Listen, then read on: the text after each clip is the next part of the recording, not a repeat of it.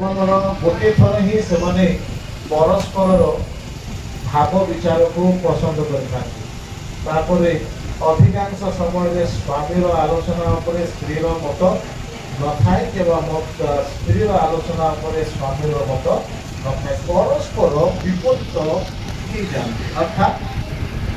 पसंद तो करती सब किंतु परवर्ती अवस्था बाकी समस्त कथा पसंद हुए पछे किंतु दंपति परस्पर कथा को मानवा प्रस्तुत कहते ना स्वाभाविक विषय जेकोसी पारिवारिक जीवन होना कहीं स्वामी कथा को स्त्री ग्रहण करने का अक्षम हुए और स्त्री कथा को स्वामी ग्रहण करने का अक्षम होता है। आई प्रकार परिस्थिति निश्चित भाव में देखा जाए जीवन में थरे केवल से जीवन में पसंद करती परवर्ती अवस्था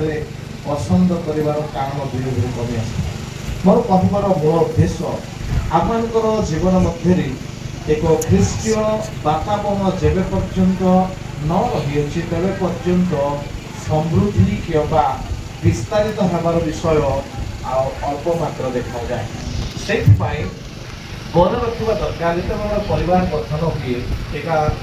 आनुष्ठानिक कार्य आरंभ हुए से समय समस्त प्रेम एवं मृदुता नम्रता दीर्घ सहिष्णुता अनेक क्वालिटी गुड़ाक आम जीवन मध्य नितांत आवश्यक जहाँ आम गोटे सुस्थ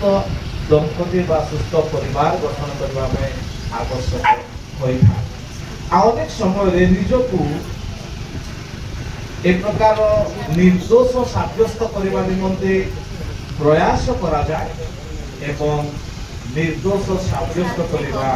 कष्टकर हो जाए। छोट छोट कथा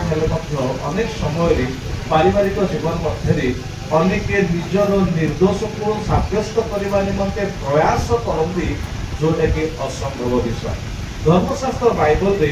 परस्पर सहभागिता सहानशील परस्पर मध्य प्रेम दीर्घ सहिष्णुता ये समस्त विषय निश्चित भाव में रही एक को आरेक क्षमा कर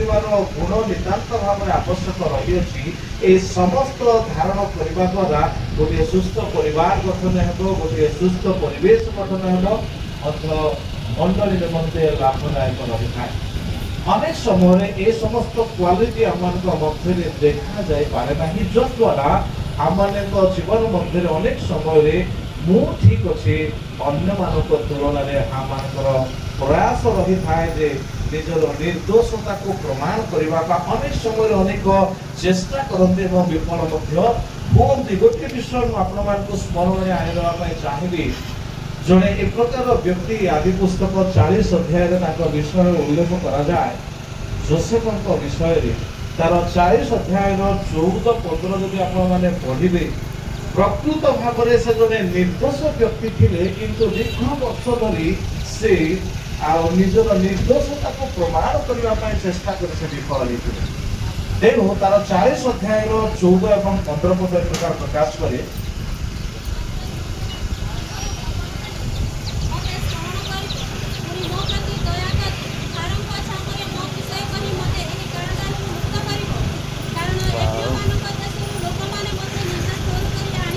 नितांत चोरी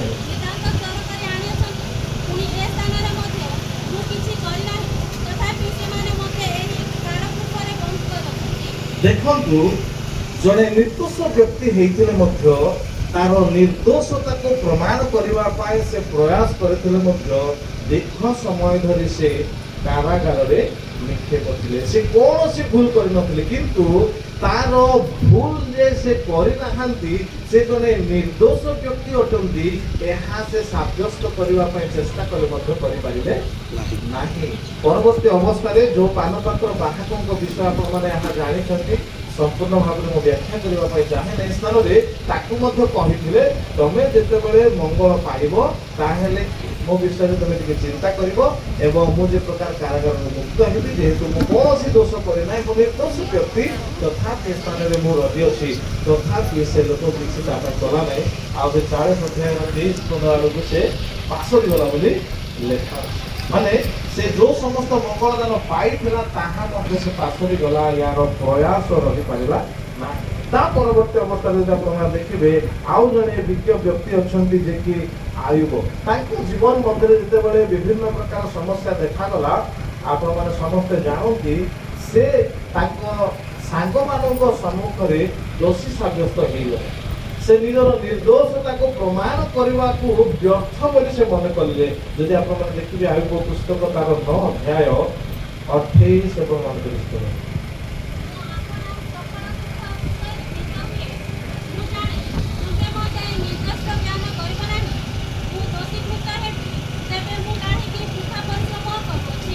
जेते से सफेई देवाई चेष्टा कले जीवन मध्य कौन दुर्बलता नहीं जो सकाशे कि सकल समस्या संकट ता जीवन मध्य आसी तार सांग मान से व्याख्या करने इच्छा कले नहीं कहीं मुझे सफेई देवाई चेष्टा करी मु निर्दोष सब्यस्त करने चेष्टा करी सेते मु परिश्रम कले मु निर्दोष हो पारि नहीं किए बात मोर कहीं प्रकार वृथा परिश्रम करी यहाँ से प्रकाश कर मंडली को जो सांग पाल उल्लेख करती से प्रथम कहते तार 4 अध्याय 4 और 5 पदरे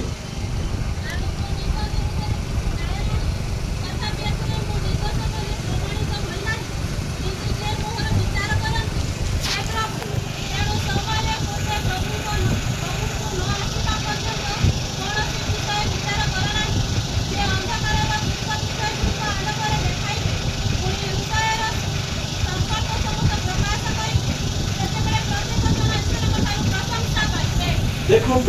साधु पाउल करंती मंडल निकट निजकू निर्दोष सब्यस्त करने से इच्छा प्रकाश करी मोर कहबार मूल उद्देश्य आज आपण सम्मुखें मो कहीं समस्त विषय समूह प्रकाश करने चिंता करुँची कारण अधिकांश समय पारिवारिक जीवन मध्य ए प्रकार जटिल समस्या मान आसी जाए जे निजे निजकू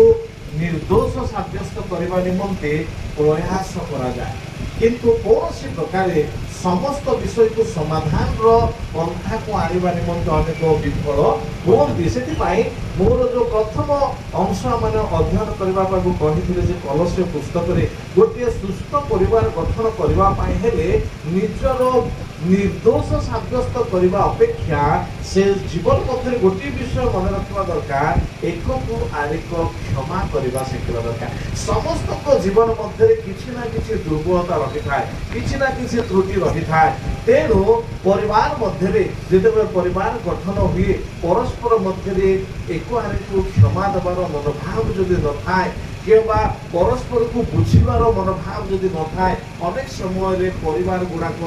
जटिल परिस्थिति मध्य को से जाती से मध्य सहिष्णुतार अभाव देखा जाए से माने दीर्घ सहिष्णु हो पारती ना निजको से माने ठीक बोली प्रमाण करने निमंते प्रयास कर अनेक भूल से आपणे थांती अनेक समय आम जीवन यात्रा मध्य आम निजको सठिक व्यक्ति बोली प्रमाण करने चेष्टा किंतु केही प्रमाण कर तेना मैंने मन रखा दरकार जीवन मध्य आम प्रति सन्दर्भ मध्य गोटे विषय मैंने मन रखू जे मैंने ईश्वर को प्राधान्य देऊ एवं प्रति विषय प्रिय भाव कोमल हृदय दयार सहित नम्रतार सहित मृदुतार सहित दीर्घ सहिष्णुता को परिधान नक परस्पर प्रति सहनशील नहेले आ परस्पर को क्षमा देवार न शिखिले कौन से व्यक्ति सुस्थ परिवेश को से क्रिएट करि पारे नाही कियो बा आ गोटे उत्तम परिवेश को गठन करि पारे नाही क्षमा होचे सबुठ बड़ विषय जीवन मध्य जे क्षमा देवा पाई चाहे नाही से ही जीवन मध्य निज को ठीक प्रमाण करबा पाई निज को निर्दोष सब्यस्त करबा पाई प्रयास करिथा किंतु जदि ईश्वर यदि आमनकर समस्त दोष दुर्बलता भरी थांते जदि क्षमार गुण न था ताहले कृष्ण को प्रायश्चित आह्वान मध्य हो था एवं समस्ते जे प्रकार कादेश बार्निया 6 लाख ऊर्ध्व प्रजा विनष्ट हेले समस्ते विनष्ट हो जाता कारण दया करुणा क्षमार गुण सकाशे आज ख्रीष्ट को प्रेरण कर प्रायश्चितर कारण कराई सब विषय को समाधान विषय आनती अनेक समय लोके समाधान पंथा को ग्रहण करते जेहेतु से किए दोषी किए निर्दोष यह प्रमाण करने निमंते प्रयास कर धर्मशास्त्र में विज्ञ व्यक्ति मैंने जो मैंने ईश्वर द्वारा परिचालित लोक मैंने जो मैंने ईश्वर सहित कथोपकथन कर क्षमता रखुले ए प्रकार लोक मैंने मानि जाइछन्ति निजको निर्दोष साब्यस्त करने अपेक्षा निजको समर्पित करदेबारे ही विजय रही ताहा सुनिश्चित तेणु साधु पाउल कहले जो विचारकर्ता अच्छा आगमन पर्यटन विचार दिन पर्यंत निजको निरव रखी से उत्सव मन करे तेणु आमने मन रखु पारिवारिक जीवन मध्य जिते भी झड़ उठे ए समस्त झड़र गोटे मात्र समाधान परस्पर क्षमा देवा एवं सहनशील हवा प्रेम आदर्श दीर्घ सहिष्णुता प्रतिष्ठा होगा तेरे गोटे सुस्थ परिवार सुस्थ दंपति सुस्थ परिवेश ये समस्त उत्तम विषय देखा जा पार तेणु ईश्वर निकट में समर्पण करने दरकार जदि जड़े निर्दोष ही दोषी सब्यस्त हो सारी अच्छी से प्रमाण करने आवश्यक नुह जेहेतु प्रमाणित हो ईश्वर ताहा करेंगे से साधु पावा ताहा कहती मो अपेक्षा रखी जेहेतु समय जिते प्रभु आसवे से समय तार समस्त कार्य से करेंगे से वर्णना करते निज विरुद्ध किसी जाने ना तथापि एते मो निर्दोष बोली प्रमाणित होना किंतु जे मोर विचारकर्ता से प्रभु तेणु समय पूर्वे प्रभु को न आसा पर्यंत कौन से विचार कर से अंधकार गुप्त विषय गुड़क आलोक देखा माने आपण निर्दोष अच्छा निर्दोष प्रमाणित प्रभु द्वारा हे निजर प्रयास पारे ना तेणु जदि कौन समस्या घटे पारिवारिक जीवन मध्य स्वामी स्त्री जीवन मध्य निजर निर्दोष प्रमाणित करने अपेक्षा ईश्वर पद निर्भर रखा एवं सहनशीलतार सहित क्षमार सहित जीवन को आगक बढ़ेले से जीवन सुखमय आशीर्वाद हम जदि निजक सठिक बा निर्दोष साब्यस्त करने चेष्टा करा जाए विफल होगा छड़ा सफल होवार कौन कारण नहीं तेणु नवदंपति को स्वर्णित श्रद्धा से अनुरोध करे जीवन मध्य से प्रेम एवं सहिष्णुता क्षमा ये समस्त विषय को जीवन मध्य धारण करेंगे जहाँ से मध्य मंगलजनक हम प्रभु आम समस्त को आशीर्वाद कर